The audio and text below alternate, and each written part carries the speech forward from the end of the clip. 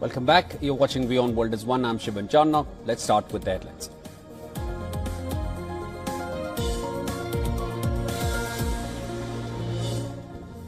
Russia claims to have captured 2 more villages as it continues its advance in East Ukraine. One of the villages is near the resource hub, Korokhov, which Moscow considers crucial for capturing Donetsk region.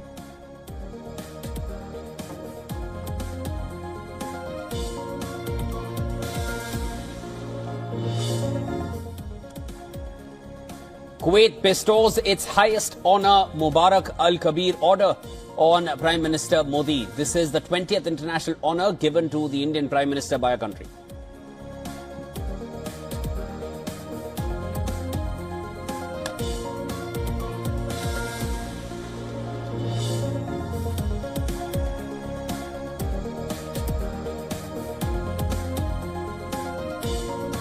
Gaza's civil defense agency claims at least 28 Palestinians killed in overnight Israeli strikes. This even as the truce talks are underway.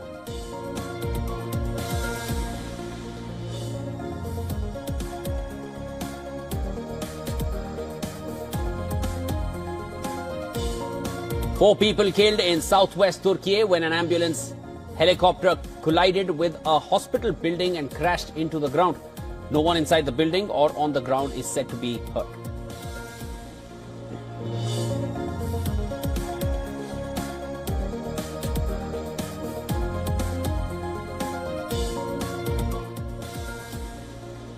Parts of upstate New York experience a lake effect snow as it records first major December snowfall in years.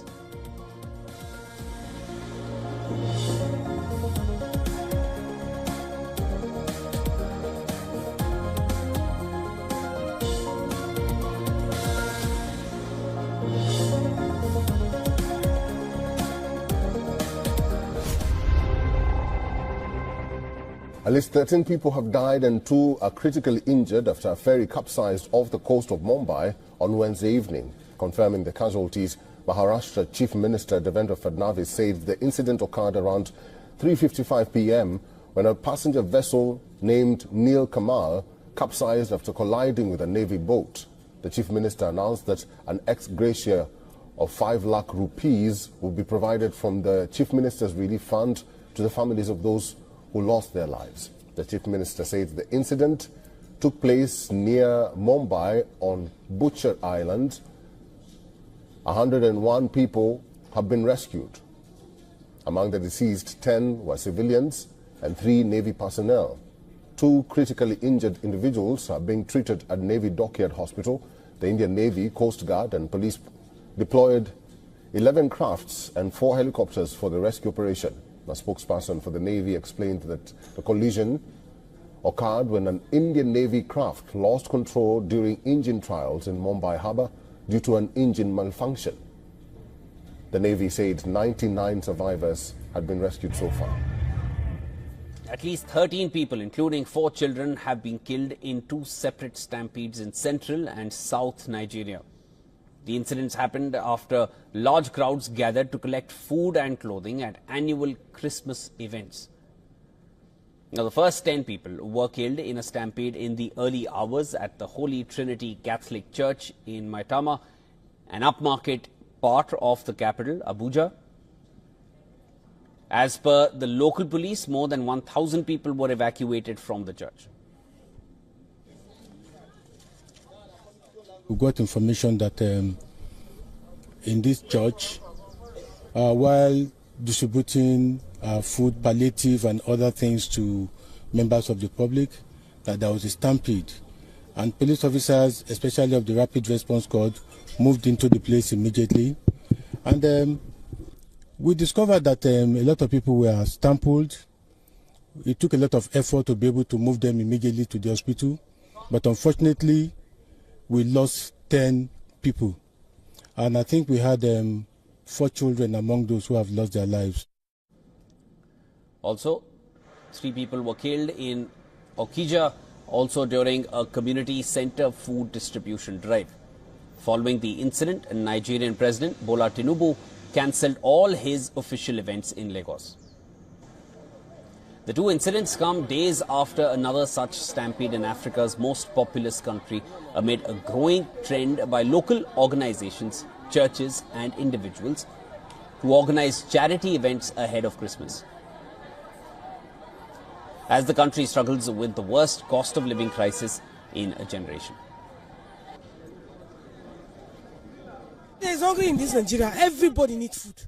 Every Nigerian needs food. We need help. We need help. Come and see it. A lot of people that die. The woman. How did it happen? They just opened the gate. This morning, everybody just rushed out. Rush. Then some people fell. And they now started marching some people. They marched them till death. The current economic hardship under Nigerian President Bola Tinubu, who promised renewed hope when he was sworn into office in May last year, is blamed on surging inflation that is at a 28-year high, and the government's economic policies, which have pushed the Nigerian naira to a record low against the dollar. The frustration over the cost of living crisis has also led to mass protests in recent months.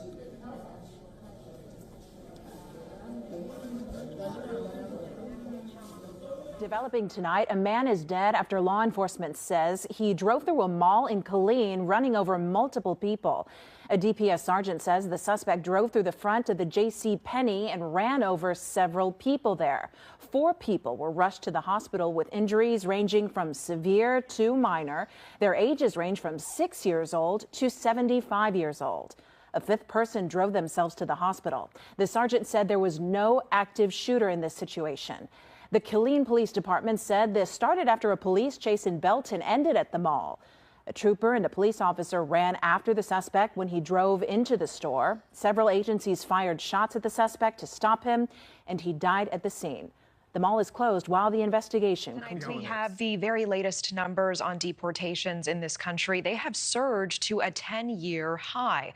According to ICE's report from fiscal year 2024, more than 271,000 people were deported over 12 months.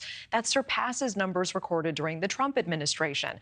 And this increase marks the highest number of deportations, actually, since 2014, when the Obama administration deported more than 316,000 people. The spike in deportations highlights a significant shift in policy as the Biden administration wraps up its final year in office.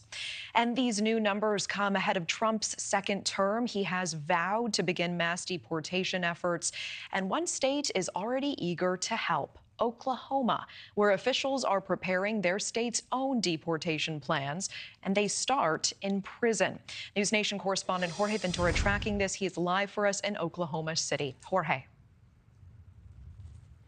Well, Natasha, I was able to speak with Oklahoma Governor Kevin Stitt. He says he wants his state leading the incoming Trump administration when it comes to mass deportations by creating an operation to target illegal immigrants in the state's prisons.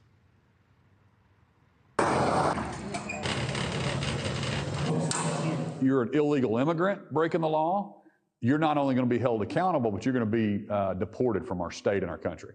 It's the first operation of its kind, dubbed Operation Guardian. Governor Kevin Stitt says his state will have a deportation plan ready for the second Trump administration on day one. Operation Guardian is designed to fast-track the deportation of undocumented immigrants incarcerated in the state's prisons. The goal is to transfer these individuals to ICE custody under the Trump administration. According to the governor's office, there are currently 526 immigrants who entered the U.S. illegally behind bars in Oklahoma, costing the state approximately $32,000 a day in taxpayer funds. These people have committed crimes. They're not only in our country illegally, but they also have committed major crimes. I want to just first make sure that we take care of that population. The governor has appointed Public Safety Commissioner Tim Tipton to lead the operation and create a logistics plan for transferring those flagged for deportation to federal custody. Tipton telling News Nation that the governor will review crimes committed on a case-by-case basis. Has justice been served, or do they need to remain incarcerated in Oklahoma to finish serving out their term because of the type of crime they committed? Then as soon as that sentence has been served, then have a systematic way to move them out of the country. The commissioner says part of the plan includes cooperation with local law enforcement, ensuring any person in the country illegally who commits a crime is identified and transferred into ICE custody. If you commit a crime and you're arrested and you're here illegally, a detainer's put on you, and you're never let back out onto the street, ICE takes you into custody and puts you through the deportation process. Commissioner Titton tells you right now he is working on those final details on the cooperation between state and local officials and the federal authorities in the incoming Trump administration when it comes to deporting illegal immigrants who have committed crimes here in Oklahoma. Governor Stitt is set to receive that final detail on Operation Guardian on January 15th. Natasha. And we appreciate you tracking this. Jorge Ventura in Oklahoma. Thank you. Stories from West Asia. Palestinian group Hamas has said that the possibility of reaching a ceasefire deal with Israel is closer than ever. If the enemy stops setting new conditions, the delegation of leaders from Hamas, Palestinian Islamic Jihad and the Popular Front for the Liberation of Palestine met on Friday in Egypt in a bid to discuss the ongoing negotiations for a ceasefire and hostage release deal. According to reports, the nature of the ceasefire is the issue of contention in the talks, with Hamas demanding a permanent end to the fighting, while Israel is seeking a temporary pause, during which some of the hostages would be released. The delegations agreed to hold another meeting in the near future. Meanwhile, large explosions were seen on the Gaza skyline on Saturday night. It comes a day after an Israeli airstrike on a residential building in central Gaza, which killed at least 7 Palestinians, including 4 children, and wounded 16 others on Friday. According to the health officials, however, Israel has denied the allegation and said that it only targeted military bases.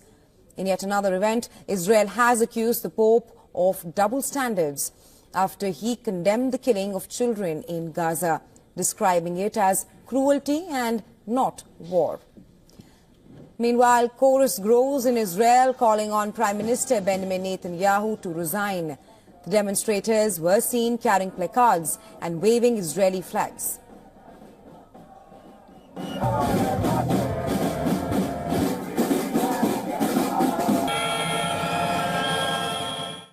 We are here today to demonstrate against the terrible Israeli government that makes terrible decisions about our future. Terrible. So we are here to make a statement. Israel needs a new government.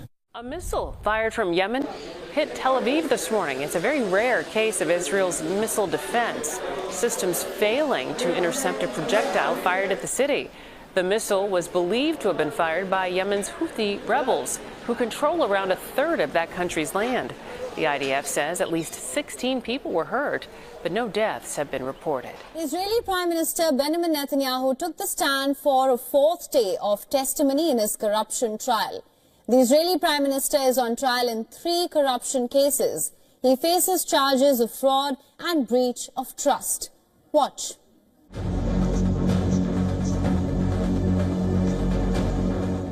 For the second week, Israel's Prime Minister was back in court. Benjamin Netanyahu appeared in the Tel Aviv court once more to continue his testimony in the long-standing corruption trial. After being excused from court on Tuesday, Israel's Prime Minister took the stand once more on Wednesday. Unusual circumstances were cited by his solicitors as the cause for a day's postponement. However, he was back on the stand for the 3rd day. The judge had ordered Netanyahu to appear in court 3 times a week for 6 hours per visit. Accusations of bribery, fraud and breach of trust are among the 3 distinct criminal cases that the incumbent leader faces. Case 1000, Case 2000 and Case 4000 are the names given to them. Case 1000, the Gifts Affair, where he is accused of accepting costly gifts from a millionaire Hollywood producer in exchange for assistance with personal business interests. Case 2000, favorable coverage. It says that Netanyahu is accused of requesting regulatory favors from a media mogul for good press coverage in exchange for legislation to limiting the growth of a rival newspaper. And Case 4000, regulatory favors. where prosecutors allege that Netanyahu granted regulatory favors to Israeli telecommunications company for positive coverage. On Wednesday, the Prime Minister testified for the last case, in which he also faces the most severe charges. Netanyahu has been accused of bribing the owner of Bezek Telecommunications Company's owner, Shaul Edovich, for positive media coverage of him and his wife on the news website Walla. Prosecutors listed 315 things published on Walla, and Netanyahu denied that he and his wife had any knowledge of the items listed. He also said that he did not own a laptop or mobile phone. Rejecting claims that he influenced Walla's coverage, Netanyahu said that Walla is more hostile and venomous than Haaretz. Over the coming days, Netanyahu will be questioned on two other cases. The corruption trial, which was earlier taking place at the Jerusalem District Court, has been moved to a Tel Aviv District Court in an underground bunker for security reasons. Netanyahu has rarely attended the court proceedings since the trial began in 2020.